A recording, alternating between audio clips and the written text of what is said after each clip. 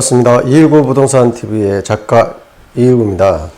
이 돈이 드는 토지를 사라를 쓴 저자가 되겠습니다.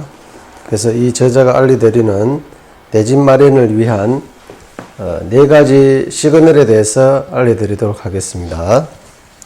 일단 이 내 집 마련을 위한 4가지의 시그널 결론부터 말씀드리자면요. 4가지. 첫 번째는 코로나 종식입니다. 코로나 종식. 지금 거의 이제 신호가 좀 오고 있습니다. 한 6개월 이내로 잡힌다는 이야기가 있죠.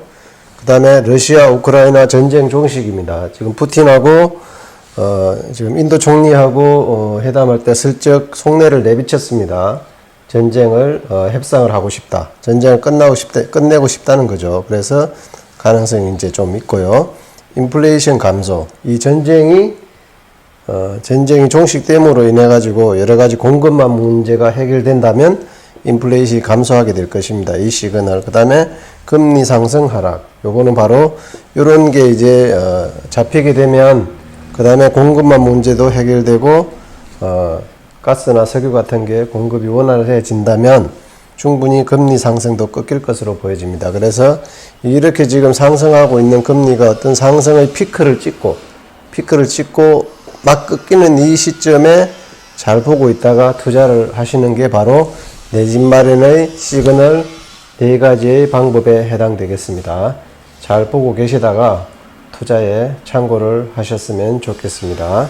또 다음 동영상에서 계속 이어나가도록 하겠습니다. 자, 앞에서 4가지로 요약을 시그널을 이야기를 해드렸는데요. 결론부터 말씀드렸습니다. 그래서 각종 뉴스에서 지금 이제 코로나에 감염된 사람들의 숫자가 줄어들고 있다는 이야기를 계속 하고 있습니다. 8, 9만 정도에서 지금은 3, 4만 정도로 많이 이제 감소를 했습니다. 연일 감염자가 줄어들고 있죠. 이전 뉴스를 보고 있으면 어느 정도 이제 결과를 예상할 수 있습니다. 그래서 대략적인 한 6개월 후에는 종식될 것이라고 예상을 하고 있습니다. 6개월 정도 후에 종식될 거고요. 그래서 1차적인 시그널이 나오기 시작을 하는 거죠. 그래서 이제 두 번째 말씀드린 게 러시아하고 우크라이나 전쟁의 종식이라고 보겠습니다. 그래서 원자재나 석유, 가스 등은 지금 이제 식량, 결국은 나중에 이제 세 번째 이야기할 인플레이션과 밀접한 관련이 있죠.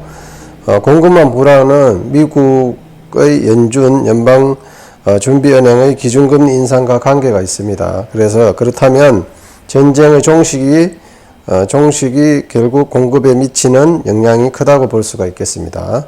이렇게 해서 미국의 기준금리를 올리지 않을 가능성이 이제 존재해야 되겠죠. 그리고 한국은행도 금리를 내릴 가능성이 그렇게 되면 생기게 되는 것이고요. 이런 이제 공급망 불안이 줄어들고 인플레이션 상승률이 꺾일 조짐은 일단은 이제 아까 말했듯이 러시아 우크라이나 전쟁이 끝나야 되고요.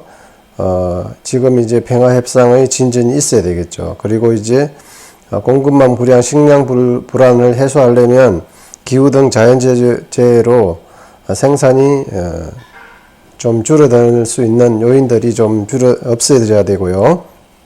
그 다음에 세계 평균 기온이 지금 1.5도씨 정도 상승으로 인해 가지고 우리나라도 이제 작물 어떤 생산 위치가 점점 바뀌고 있습니다. 그래서 1년생 작물들은 상관이 없겠지만 단연생 과일들이나 이런 거는 생산 기간이 많이 걸리기 때문에 그런 또 이제 공급 인플레이션 불안은 항상 있는 거죠.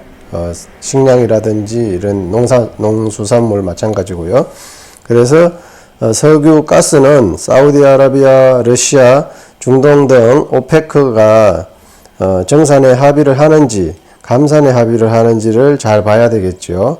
그래서 최근 오페크는 미국의 말을 잘 듣지 않고 있습니다. 자국 이익을 위해서 최대한 감산을 하려고 하겠죠. 정산 잘 안 하려고 하죠. 그러다 보니까 이제 석유값도 그렇게 이제 대폭 인하되진 않고 거의 지금 현 수준에서 유지는 되고 있습니다.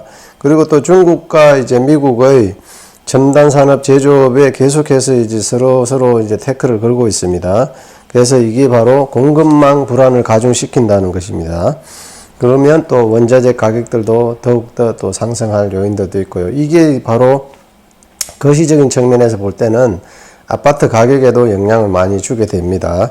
그래서 인플레가 아파트 가격에 영향을 미치는 요인을 다양하게 살펴보았습니다. 위에 이것들은 사실상 어떤 간접적인 영향에 불과한 것이죠. 직접적인 영향을 준다기보다는 간접적인 영향이라고 보시면 되겠습니다. 근데 금리, 이자율의 상승이라는 것은 가장 직접적인 영향이라고 할 수가 있겠습니다.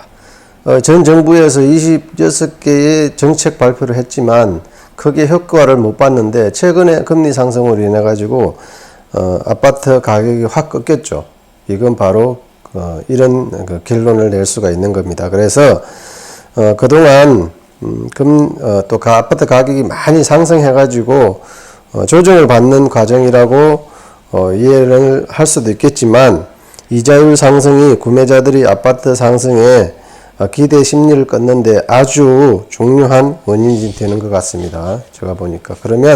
그렇다면 금리 상승을 어떤 시점에서 꺾일 수 있는지를 잘 보고 있어야 되겠죠. 결론은 우리는 앞으로 이야기한 네 가지 코로나19 팬데믹 종식과 러시아 우크라이나 전쟁 종식, 인플레이션 하락, 금리 하락 신호를 빨리 포착하고 지금은 이제 현금을 보유하면서 대응해 나가야 되겠죠. 기다리는 게 싫고 부동산 투자는 하고 싶다. 이런 분들은 투자자라면 안전하게 월세 받는 수익형 건물에 투자를 해야 되겠죠. 원룸 건물 투자라든지 상가 건물 투자라든지 오피스텔이라든지 매월 따박따박 수입이 들어오는 건물에 투자를 하는 게 좋지 않을까 생각을 합니다. 자, 내 집 마련의 꿈은 반드시 이루어야 되겠죠. 저는 IMF 때 1999년 정도에 서울의 저렴한 동네 아파트를 마련했습니다. 그때 송파나 강동을 샀더라면 비슷한 수준이었습니다. 그런데 지금은 완전히 격차가 뭐 3-4배 정도 벌어져 있죠. 그래서 제가 투자를 잘 못했다고 뭐 후회를 하고 있느냐, 그건 아니고요. 잘 살았기 때문에 별로 큰 후회는 없습니다. 하지만 만약에 다시 투자를 한다면 그런 식으로 조금 더 디테일하게 가격 상승도 염두에 두고 투자를 하는 게 맞지 않을까 지금 생각을 합니다. 그래서 지금은 이제 그런 건 다 버리고 사실 수익형 건물을 사가지고 월세를 한 500에서 1000만 원 정도 받는 걸 목표로 해가지고 저는 꾸준히 일도 하고 이렇게 유튜브 동영상도 찍고 투자도 하고 있습니다. 그래서 현실적으로는 이 총알의 확보죠. 총알의 확보가 되지 않으면 뭐 아무 꿈도 실현될 수가 없기 때문이죠. 그래서 최대한 총알을 확보하자 이런 마음가짐으로 열심히 일을 해서 종잣돈을 모으고 또 그 모은 것을 조금 더 투자를 하고 해서 불려 나가면서 이제 매월 500에서 1000만 원의 꿈의 어떤 그 수익에 도전을 하고 있는 것입니다.